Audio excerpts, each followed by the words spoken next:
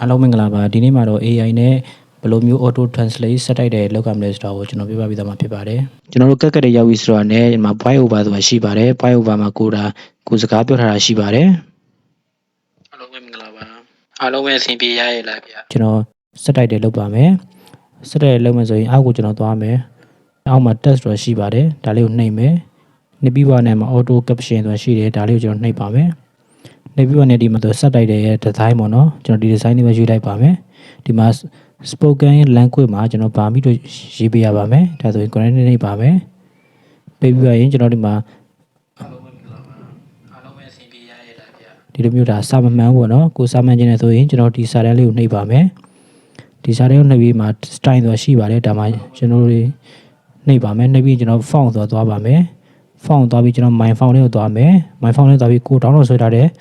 font လေးကိုကျွန်တော်နှိပ်ပါမယ်ကျွန်တော်ဒီဥမှုလက်ရည်နဲ့ကျွန်တော်နှိပ်လိုက်ပါမယ်ပြီးအမှန်ချင်းချစ်ပါမယ်ဒါဆိုရင်ကျွန်တော်တို့အားလုံးပဲအဆင်ပြေရရဲ့လားဗျာဒါဆိုရင်ကျွန်တော်ဆက်တိုက်ထိုးရတာတော့အဆင်ပြေပါပြီဗျာ